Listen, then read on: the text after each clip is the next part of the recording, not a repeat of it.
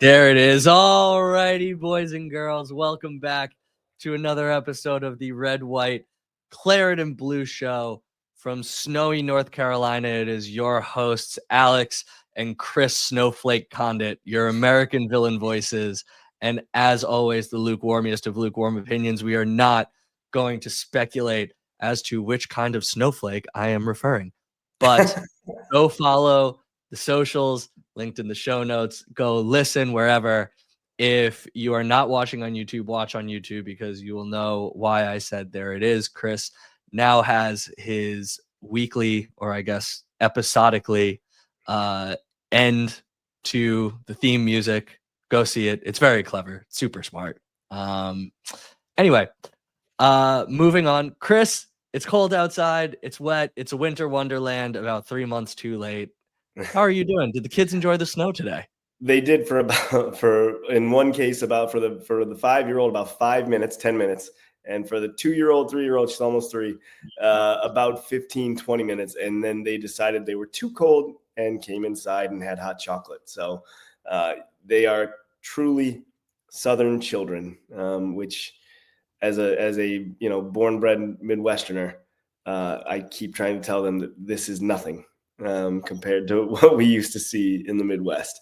But yes, they did. They had a fun time playing in the snow, built a little snowman, all that sort of stuff.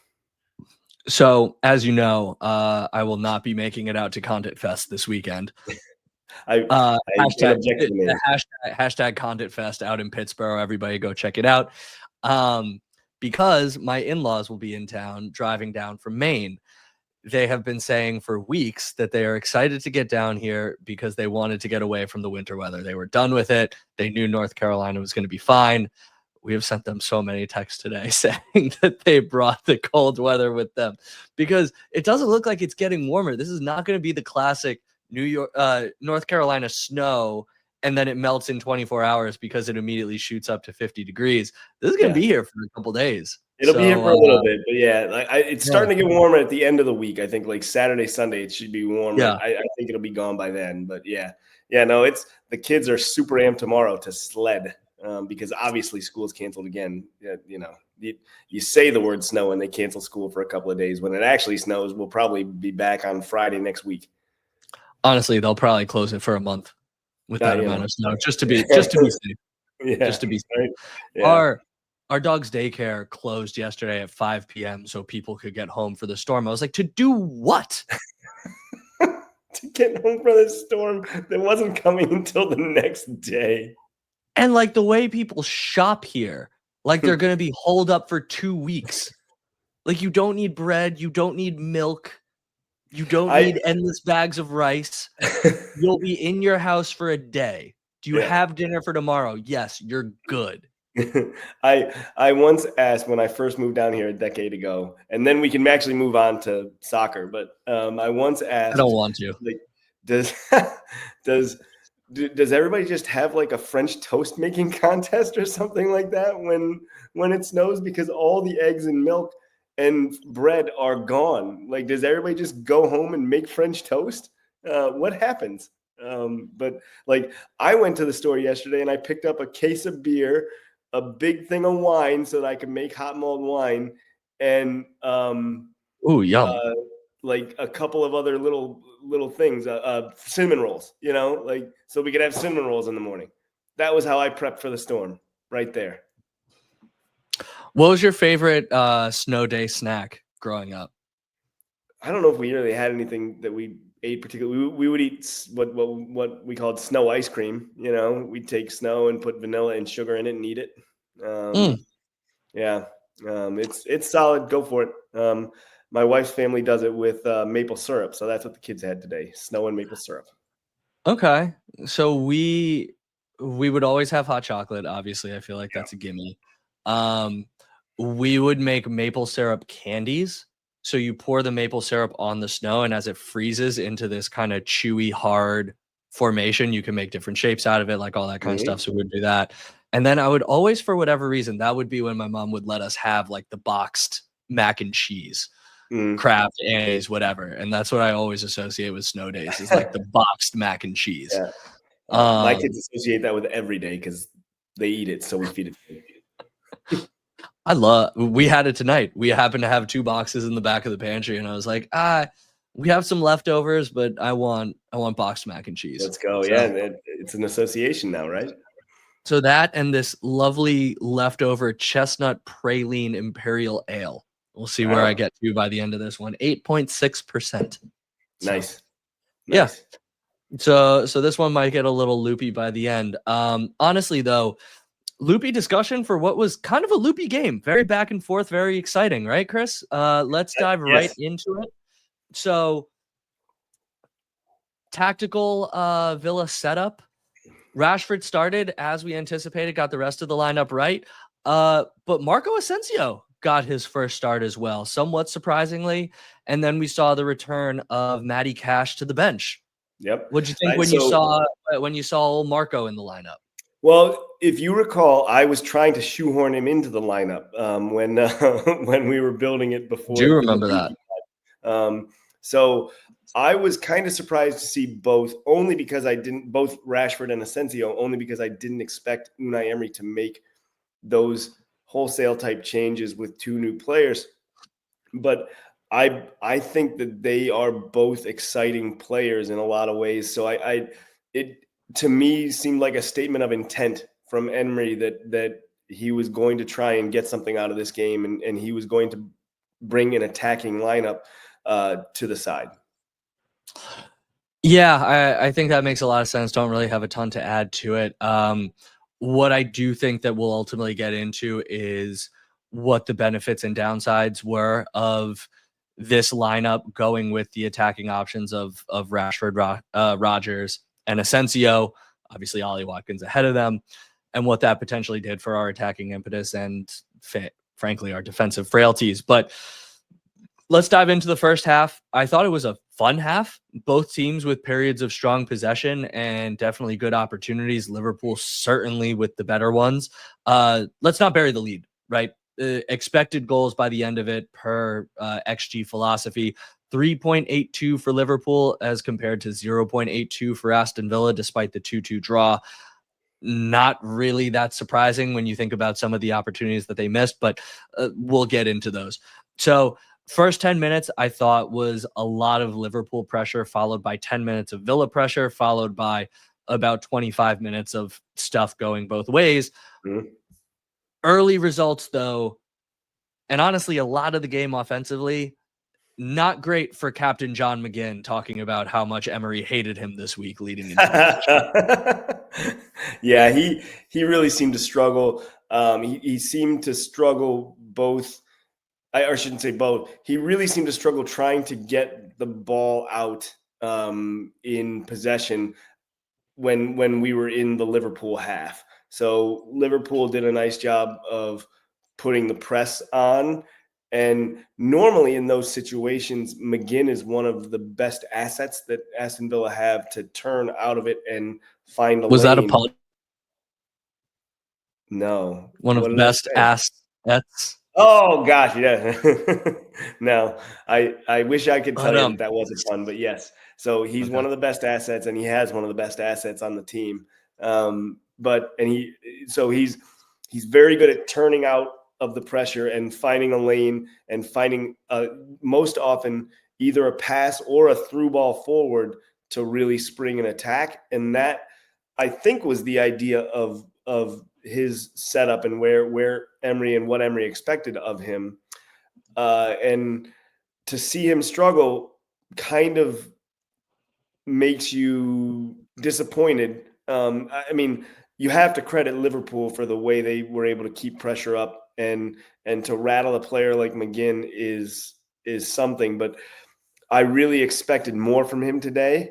And it was a disappointing day on the whole for the captain.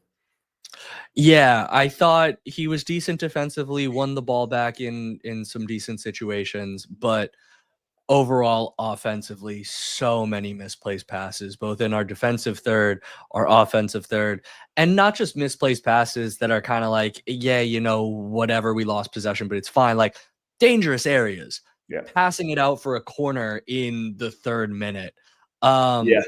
5th. Made a mess of Again, that one, huh? giving Liverpool a foothold in the match was really poor. 19th minute did it get, like, he really struggled to get into this game. And I thought it was interesting how Liverpool chose to defend Aston Villa. So unlike we talked in our first preview match against Liverpool about how Arne Slot was like a Jurgen Klopp light. He has some similar philosophies. Like, you definitely see similar patterns of play in the way that he wants to do it, but he's much more pragmatic. He's not the full metal gegenpress. We're just pressing all the time. And same thing, he doesn't necessarily attack quite as quickly. There's like a little bit more patience to it. And I think you saw that in the first 10 minutes and actually into the first 20 of when Villa were pressed back, when we were kicking out as from our own goal kick, trying to play it around, whatever, Liverpool were on us. And they were on us very organized, very composed. And that's where you cause a lot of those mistakes. Like we saw from McGinn, later we saw from Mings, we saw from Garcia at times, you know, the inability to play out from that pressure because it is so smart, so coordinated. But Slot also knows that when Villa gets the ball and plays through it, Liverpool get back, they get composed, they get organized, and they're not necessarily going to press you all the way down the pitch. There's almost like, if to use a basketball analogy, like you press the inbounds pass and then you drop back all the way into your 2-3 zone is almost like what Liverpool was doing. And I thought that was really interesting. I thought it countered the way that Villa like to play, getting McGinn, getting Yori on the turn to play quickly really well. And so I just thought that was a really interesting tactical wrinkle from their end. Yeah, no, I agree 100%. 100%.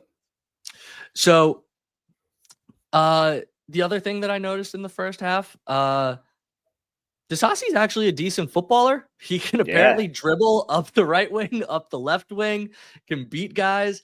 We obviously saw him play a decent ball in the match last week as well.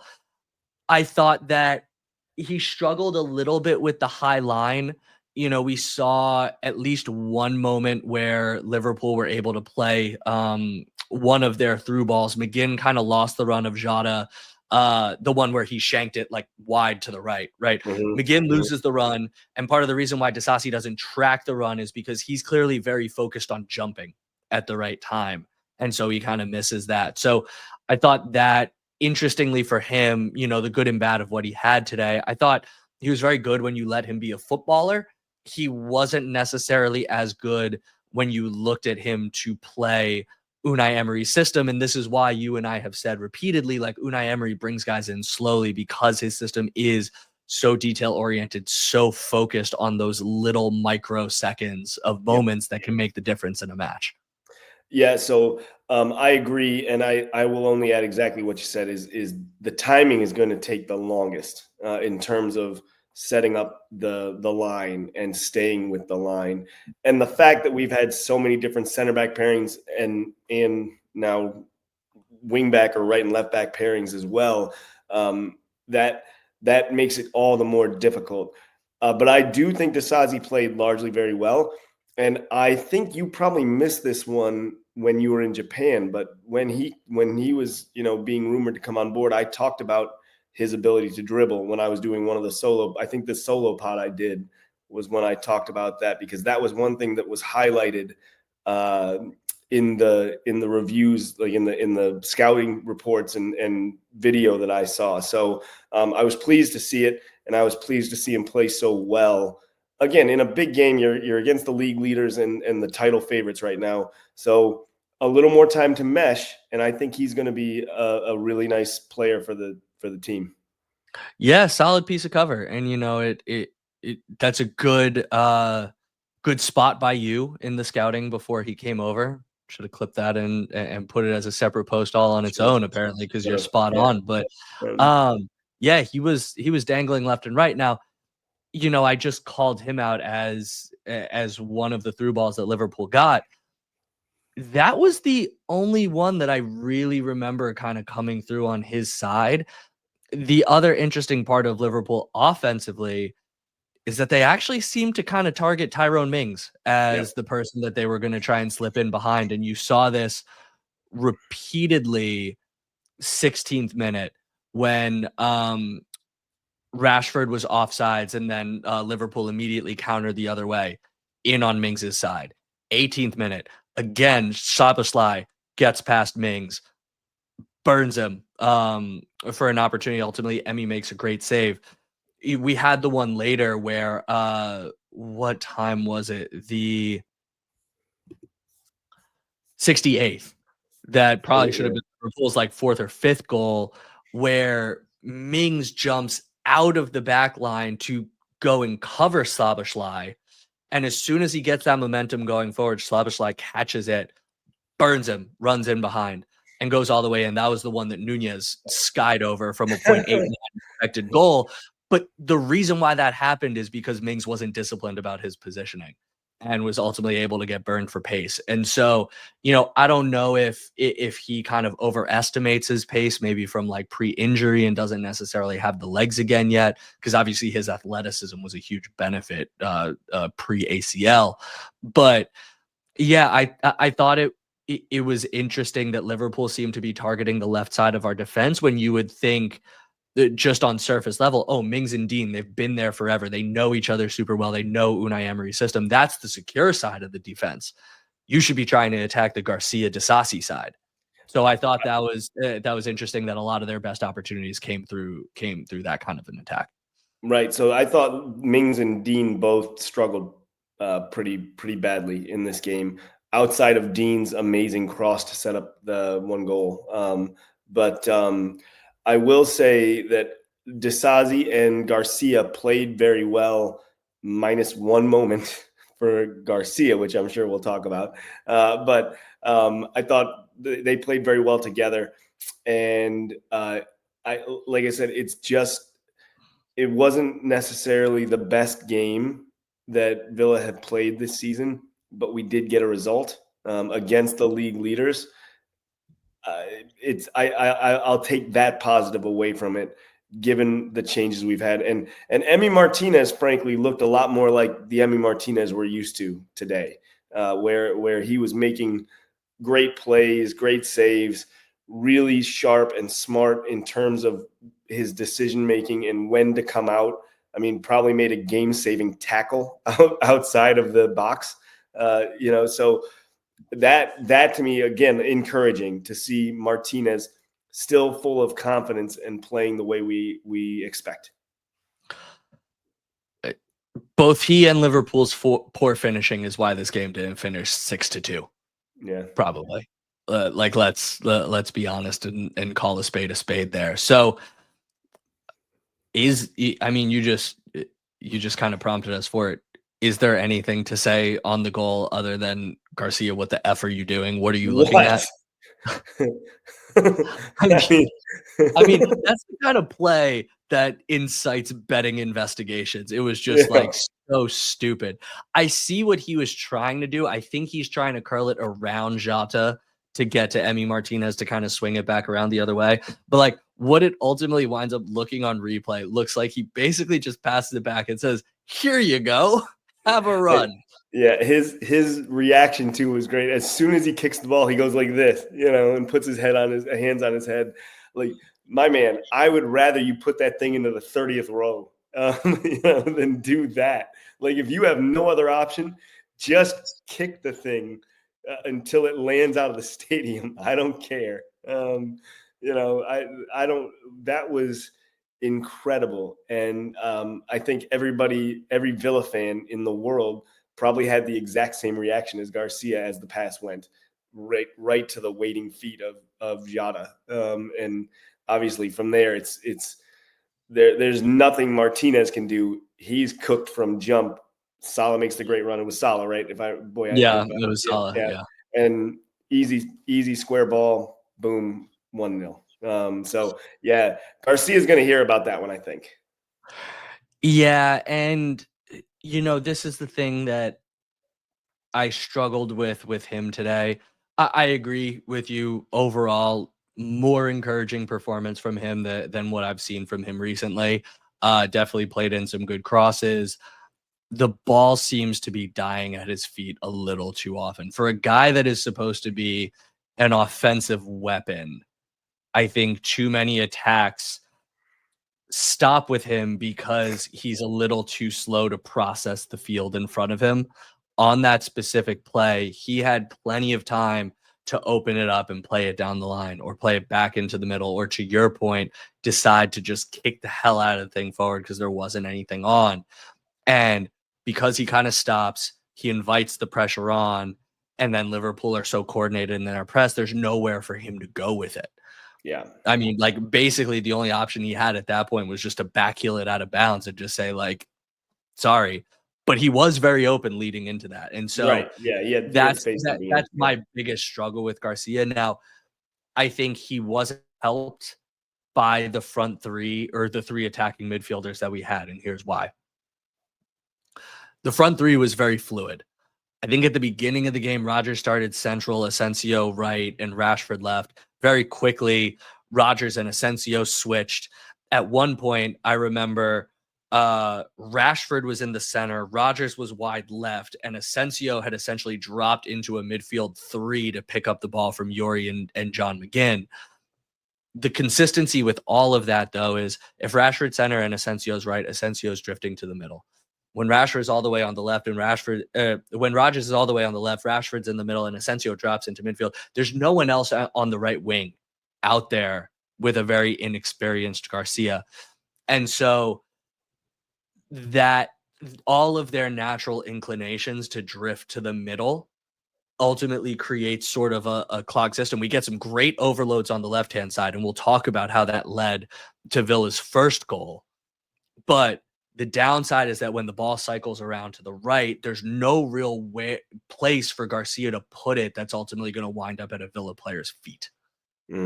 Yeah, that's a really, really solid breakdown, and me adding anything would be foolish. I think in the long term, though, that fluidity through the midfield, the goal for Unai Emery is going to be able to use those players and use their ability to play across the front and hopefully get them to understand the positioning that needs to happen better. And that will take time and training and time on the pitch and the ability to understand how each other plays, right? So you're moving more like a rubber band than like an amoeba stuck together, you know? Yeah, I think that's a really good point. And like ultimately you want to get to the Barcelona total football where them moving all around creates confusion for the defense. Who am I supposed to mark? You can create overloads, you create balance, all that kind of stuff. We're just not there yet. But you saw it in the 35th minute. So let's talk about like that Villa goal. Part of what happens is it was one of the few times that McGinn was actually able to make a turn on the ball and drive through the midfield. And he runs for like 40 yards. And the reason why it kind of created that little bit of chaos was because we had all the players over there for him to pass to, bounce around, all that kind of stuff. And then you create the foul. Rashford gets the ball, puts another great free kick in. I don't know why the man can't take corners because he puts in a great ball from a free kick. But beautiful ball into the box, gets messy. Nice for McGinn on the header to keep it alive. Great job by Mings. And then, listen, again, let's not sugarcoat the fact that we get a huge benefit from Szoboszlai not knowing where to head that ball. Yep. It should go straight up. It should go over the crossbar. It should be headed backwards out for a corner. Instead, he puts it into the most dangerous area possible, and Yuri Tielemans bangs it home. Yeah, so I agree. Like it was a defensive mistake, but if we take the other side of it and focus on the positive end, a defensive mistake that was punished. Yes, so you have to take advantage. Correct. One of the things we talked about in the previous game was that Villa didn't take advantage of the chances they had enough. So in this case, they get a not necessarily a golden opportunity, but a mistake made by the opposition, in this case Liverpool, and Tielemans scores a bit of a scruffy goal, if we're being honest. But not the cleanest connection. No. Yeah, but what do we always say? Put the ball on frame and see what happens, you know, and here we end up getting the goal for it. So once again, you're right that it was the impetus was at least due to a mistake by a Liverpool defender, but to take the positive of it, we punished it, and that's what we want to see more of. So I'll stay on the positive side of that. Well, let's stick to the positives then. Let's live that Chris life and talk about 9 minutes later. Beautiful. I don't know how many passes ultimately led to that goal, cycling from the right all the way down to the left. Much maligned by me, I'll be honest. Ollie Watkins finds a nice pocket of space, gets on it.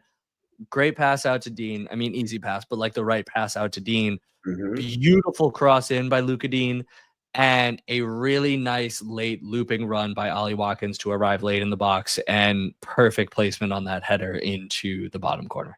Yep. A lovely goal from start to finish. The whole passage of play was great. Ollie Watkins did exactly what you want him to do in all phases of that run and play. Luka Dean with a classic Luka Dean cross, and Ollie finishes it well. And my man just loves to score against Liverpool, doesn't he? I mean, does anybody love to score against Liverpool like Ollie Watkins does? John Duran.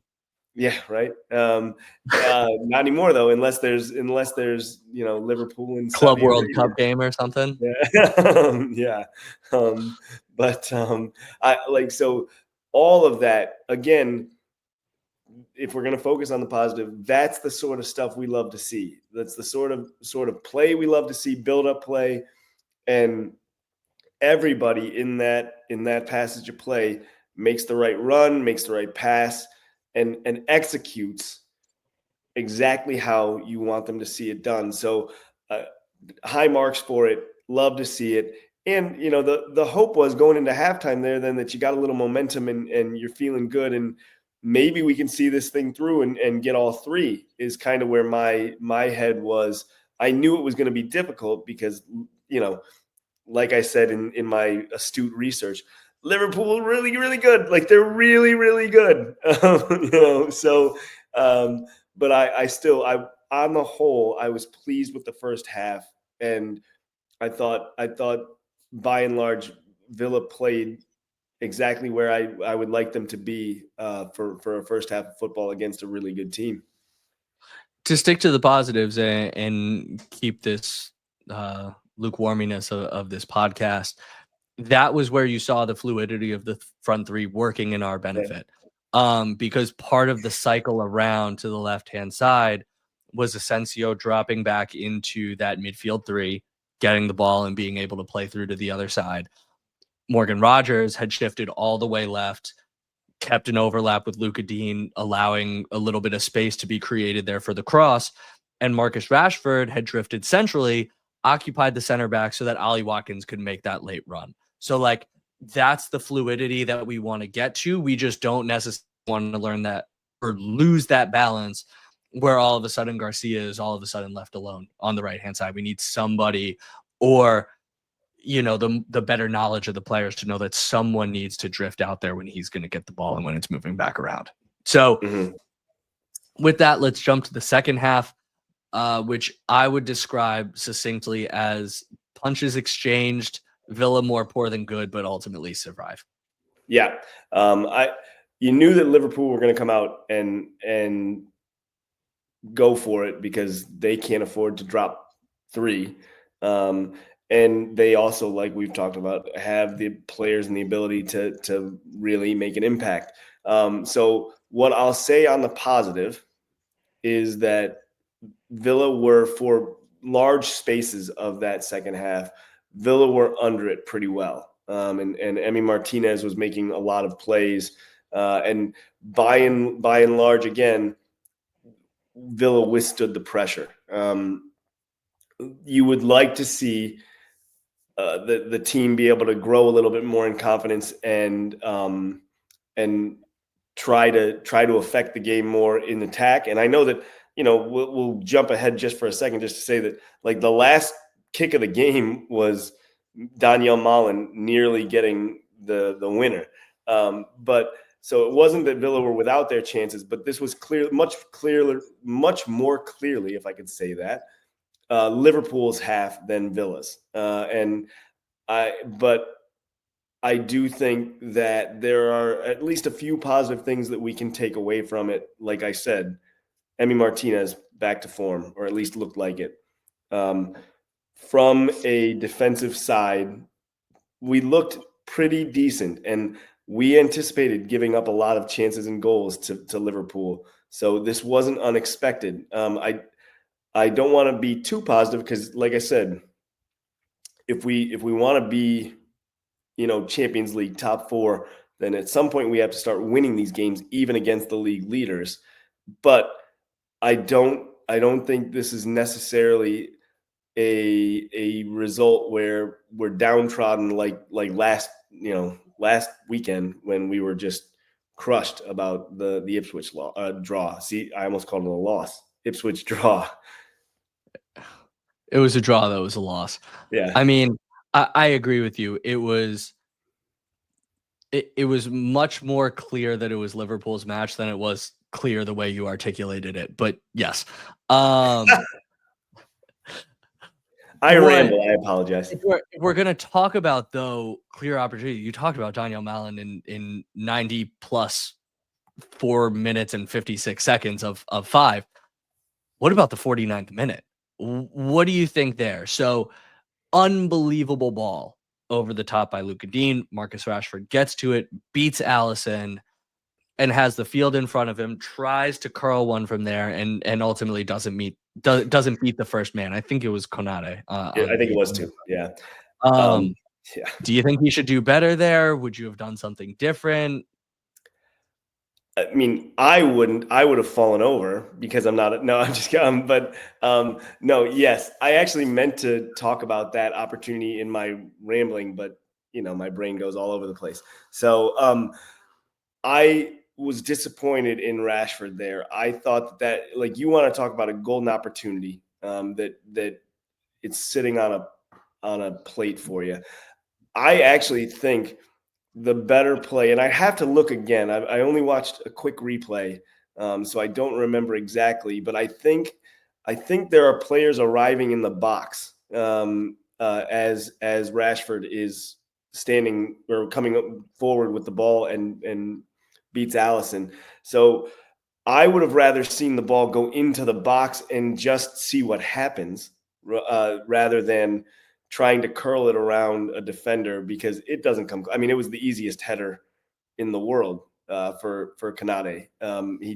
He had no trouble with it. So I thought that was a chance wasted, and I think it would have been a better move to just put the ball in the air in the box and hope somebody lands on it and puts it in a virtually empty net. Yeah, I think there were a lot of things that he could have done better.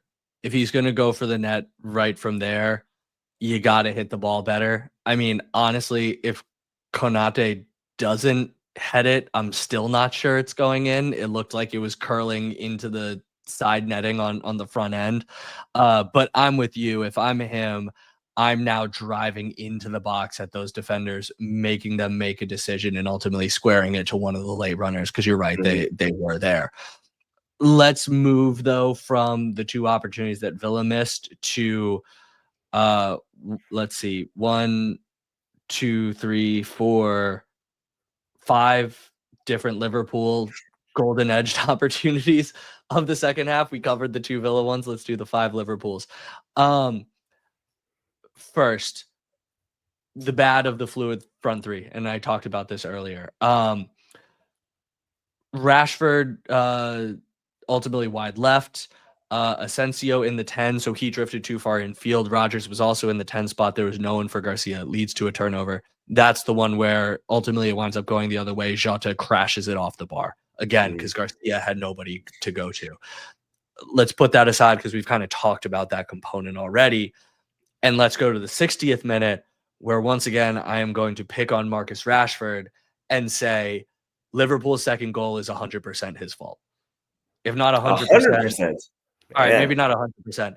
It is a large part his fault. And if you go back and watch this replay, I will tell you why. We lose the ball fairly deep in Liverpool's side of the pitch, and they counter quickly. And you see Trent Alexander-Arnold, who is near Marcus Rashford, because as the right back, his job is to defend our left winger, break out on a sprint. And he is about 20, 30 yards ahead before Marcus Rashford even decides, hey, I should start running after him. And he does not sprint after him. He takes a light jog after him. And he kind of keeps within that 30 yards as Liverpool moves up the pitch. And then Trent starts to get close to the box. And Marcus Rashford might be 30, 35 yards out. And instead of saying, first off, Luka Dean, horrible challenge on Mo Salah, but the way that the ball pops up, like the attack slows for a second. Yep. There is time there for Rashford to recover and cover off the run of Trent. Instead, that bobble happens, Salah gets the ball, Rashford turns around and starts walking back upfield. Back upfield. When you talk about the criticisms of him coming into Villa of he doesn't care, he doesn't show the passion, he doesn't put in the effort, this is what people are talking about. Now, 2 games, early returns have been good of Marcus Rashford on the attacking end of the pitch. But if you're not going to put in the most basic level of covering defense, you are marking Trent Alexander-Arnold, probably the most gifted attacking fullback we have seen in our entire lifetimes, other than maybe Roberto Carlos. Like, you should know that you have to track that run. And that effort that he put in on that play, which Trent buries left corner, is inexcusable. Man, coming for him.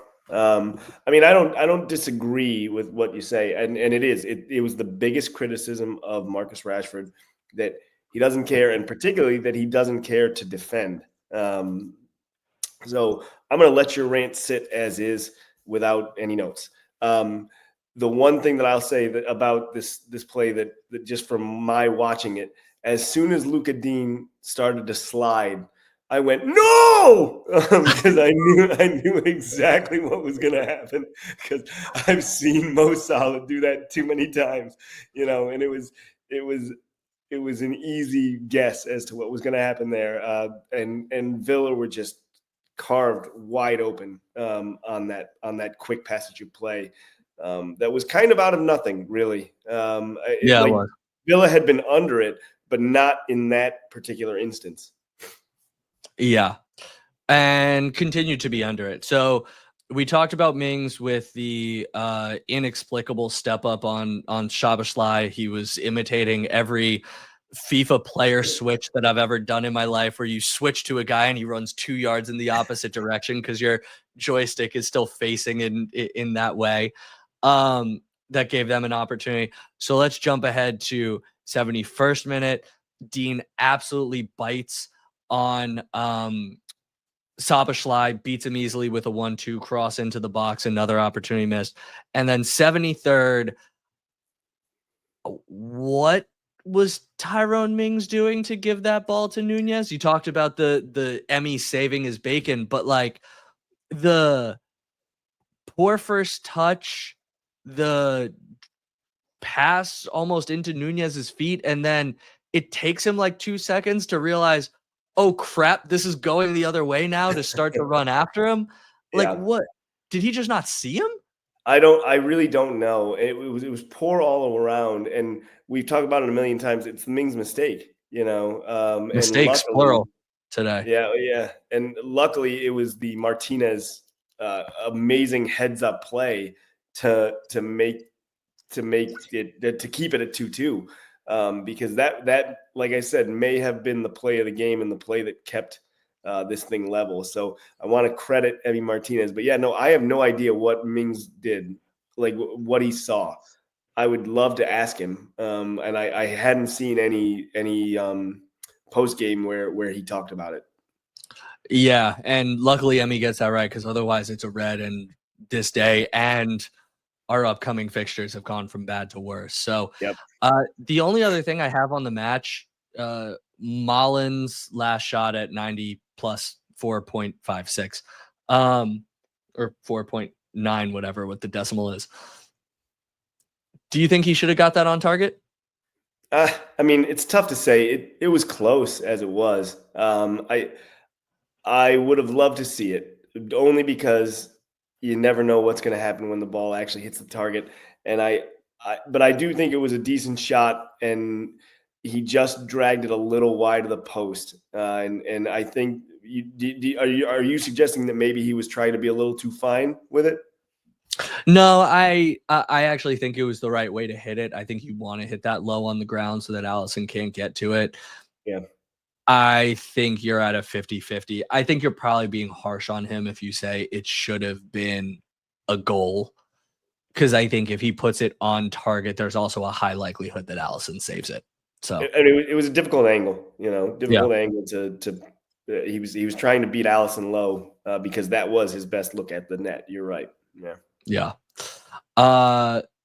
Any good points? I think we already talked about him. It wasn't the best game we've ever played, and it was against the league leaders, and we came away with a result. That's a positive. Emi Martinez was a positive. A lot of what Marcus Rashford did was a positive. Asensio as well. Ollie Watkins scored, positive. So those are good things. And I think that's about it, though. And there are certainly still a lot of things to improve and work on.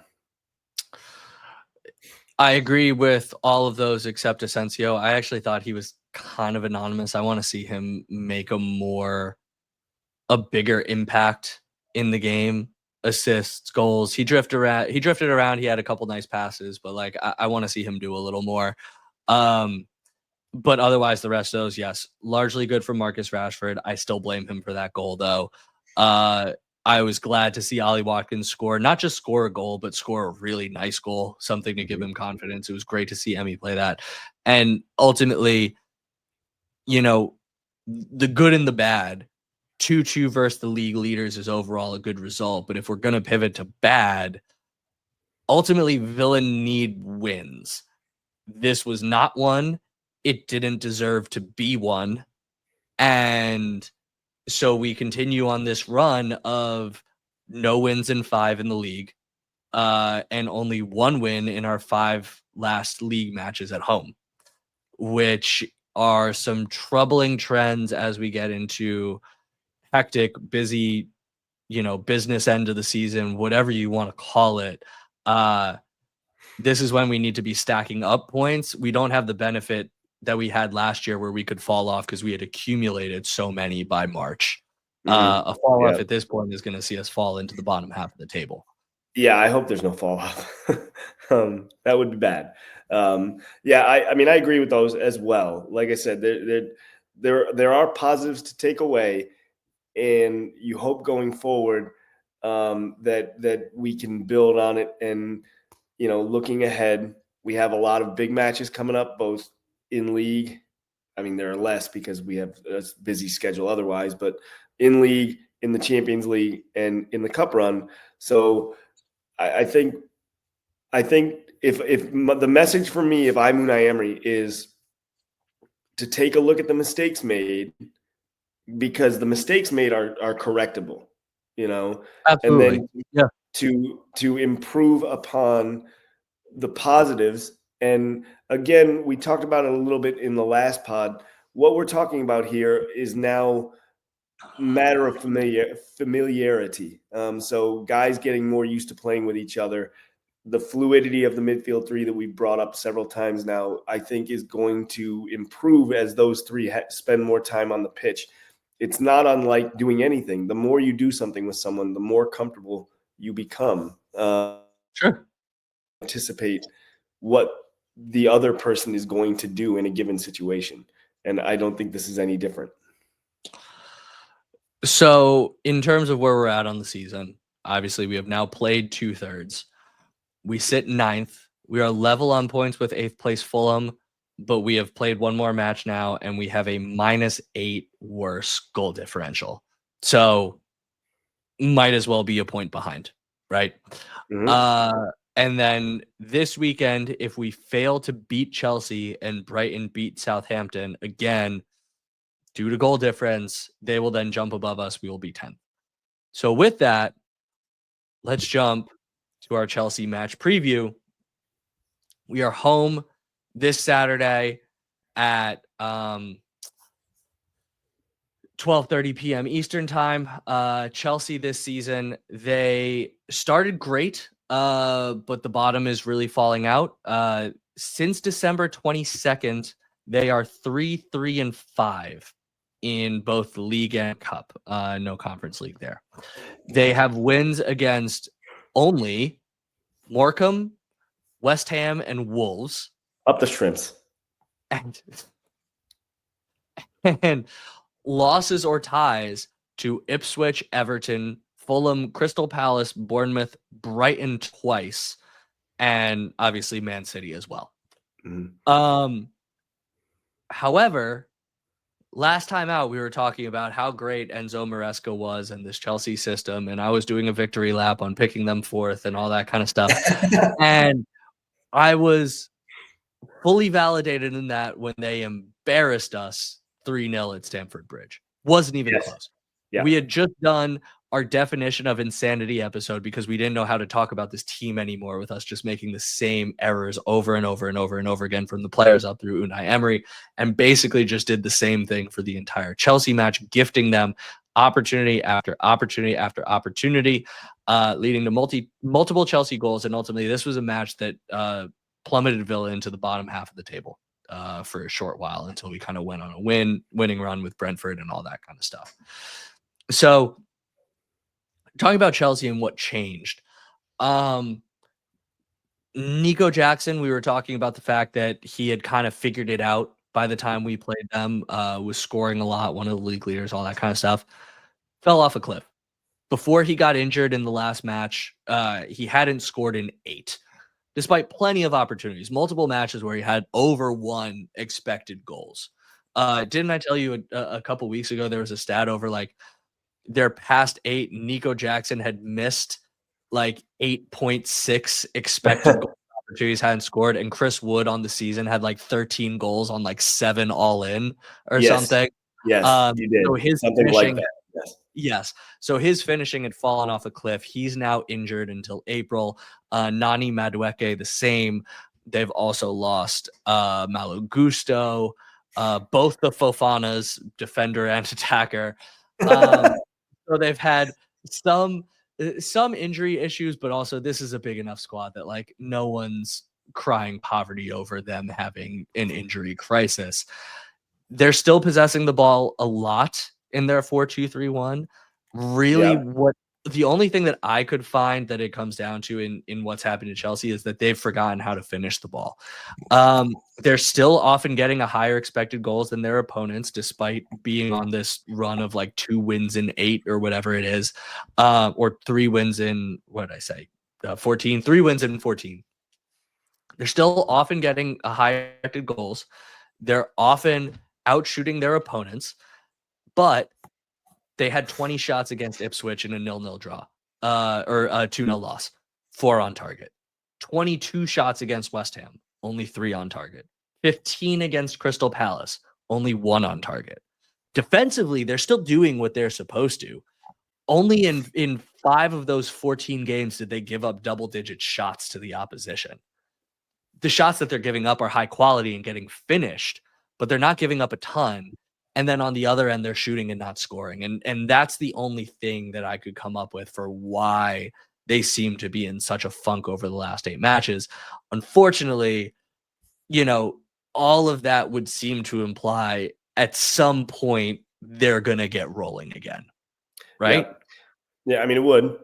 And they do have a monster squad. It was just funny that the players you listed off, and it's like, well, we can just bring somebody in from the Conference League, side that we don't need anymore.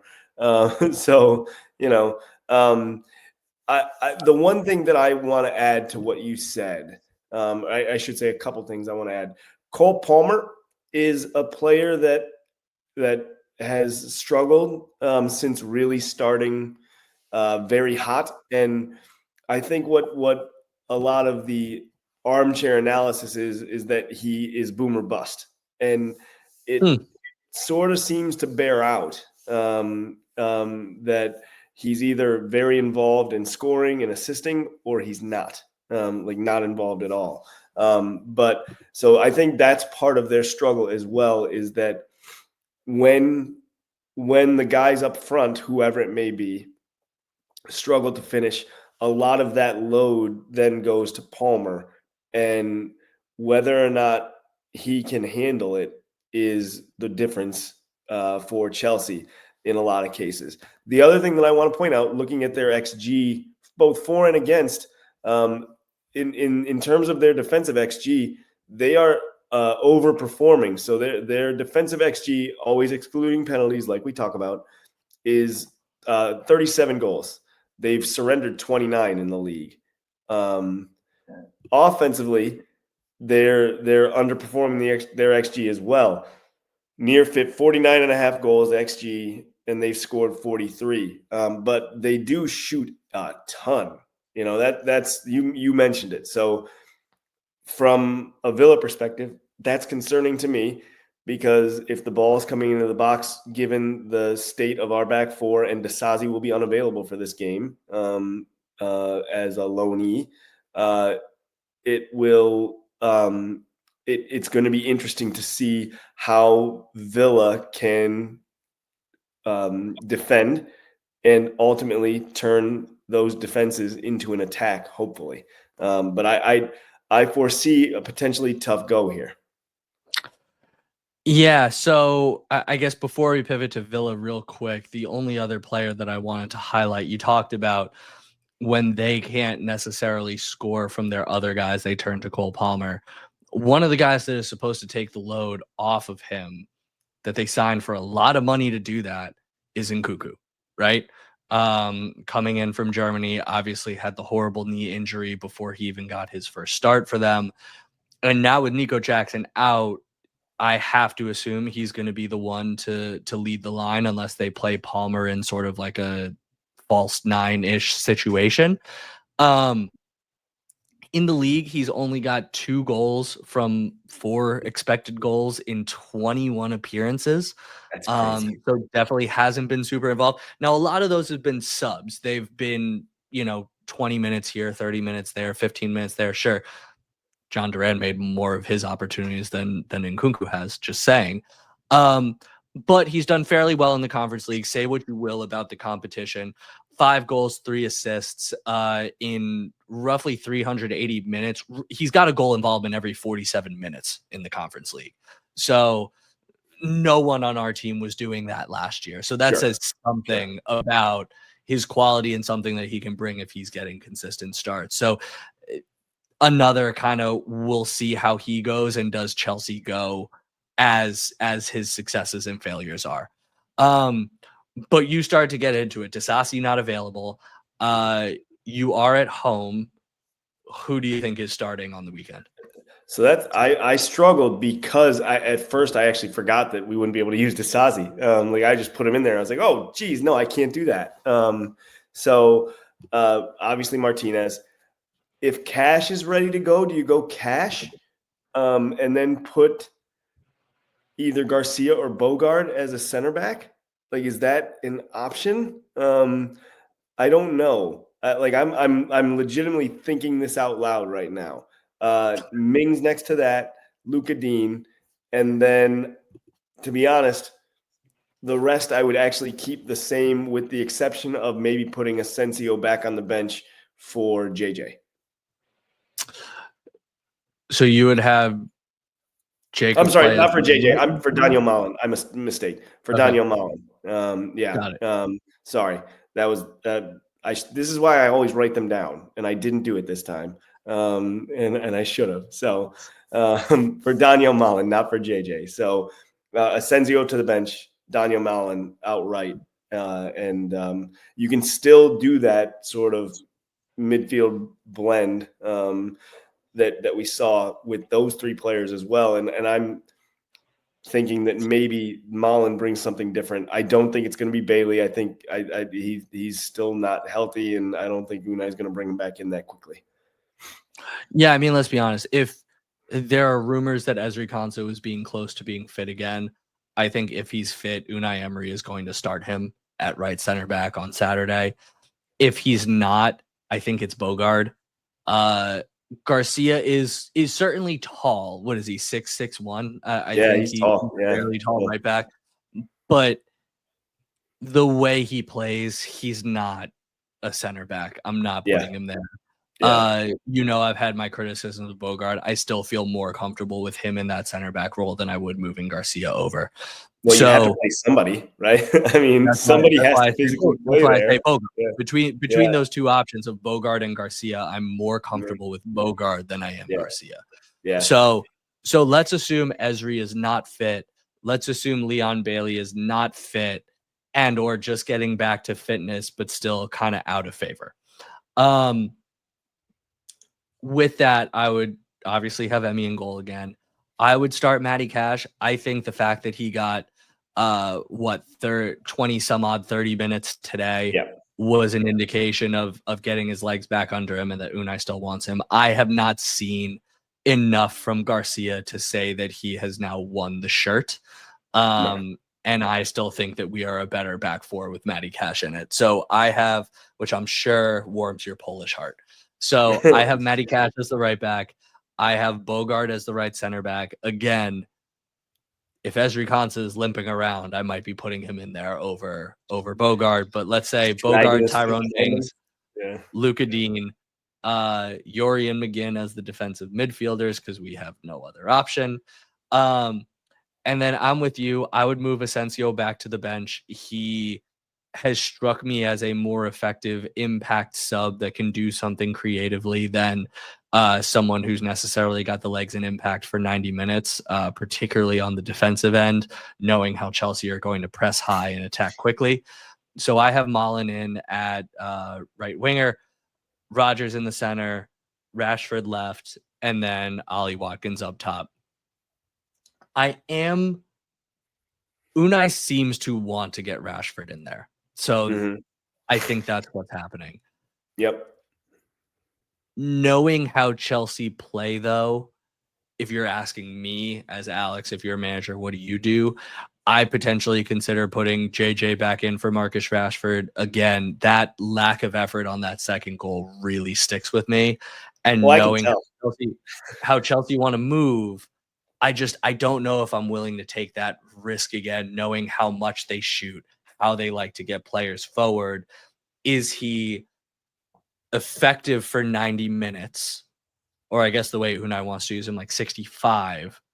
Or do we need someone like JJ to ride the defensive pressure, tire them out a little bit, and then you bring on the speed, the pace, the dribbling ability of Marcus Rashford to take advantage of a more tired defense, a more tired midfield that maybe doesn't have the legs to get forward as much? Yeah. That would be one thing that I would be considering. I mean, that's a decent idea. I like you think that Emery wants to get Rashford in the side.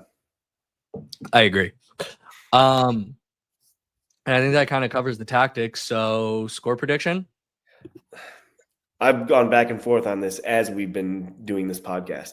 I feel relatively confident because of the way Chelsea have been playing that it's going to be a decent game. I think Villa are going to have their chances. I think Chelsea are also going to have their chances. So I'll land on 2-1 Aston Villa because I want to stay positive today. So I appreciate the positivity. Now you're just gonna pee all over it.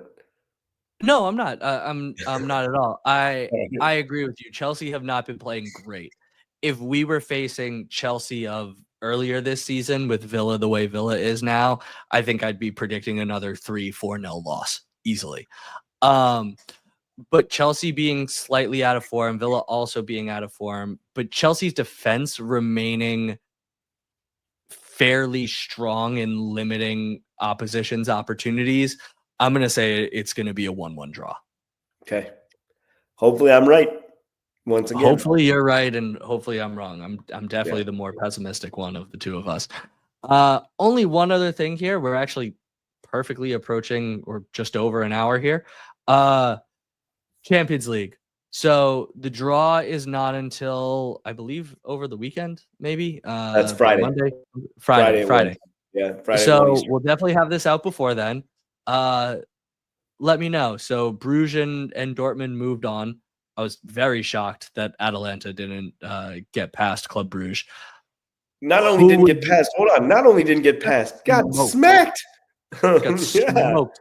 And now the manager is fighting with star striker Ademola Lookman, by the way. Yeah. I saw that. That is something you might need to dig into for when you get back, I suppose. Yeah. That might be an interesting one when we've got some more details. But knowing that Villa and Lille can get one of those two teams as we get pushed in each side of the bracket, who are you hoping that Villa is going to play?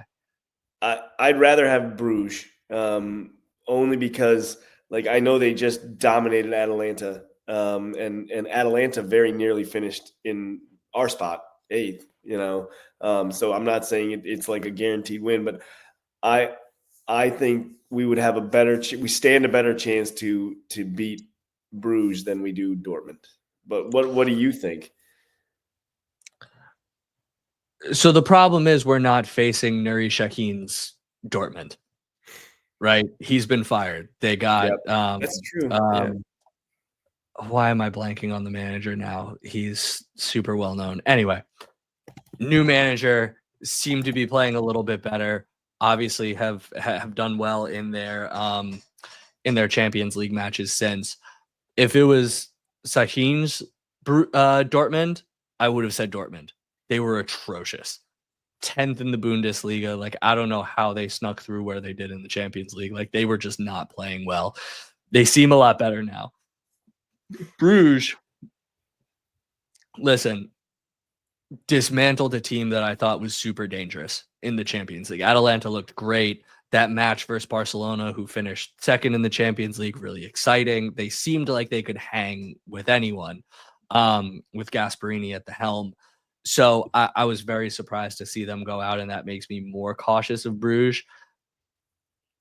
That being said, we have played Bruges already to what should have been a 0-0 draw in Belgium. And I feel like the more Unai Emery gets to know a team, particularly in Europe, the better his team is going to do against them.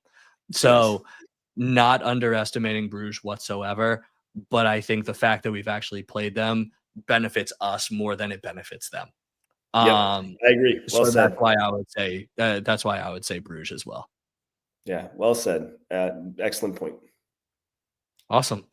Well, sir, anything else before we hop out and you jump off to burn every inch of your skin in Grand Cayman? Not every inch. I'll wear a hat. This will be my last pod for a little while because I get to go on another vacation. This one an actual vacation. I say that because my children will not be with us. We will leave them in front of a TV with some popcorn, and they'll be all right. I look forward to keeping up with the podcast. I will send you lots of texts and maybe a video after I go on a distillery tour that you can throw into the pod, and we'll have some fun. But looking forward to see what you do while I'm away. Yes, Chris will be saying hi to all you Villa babies virtually. We will definitely splice in that audio if we can. All right, man. Well, I'm gonna miss seeing your pretty face twice a week over the course of the next 10 days, but I hope you have the best time. We will obviously be in touch nearly daily until then. And in the meantime, we gotta say it twice. So up the Villa, up the Villa. Up the Villa, up the Villa.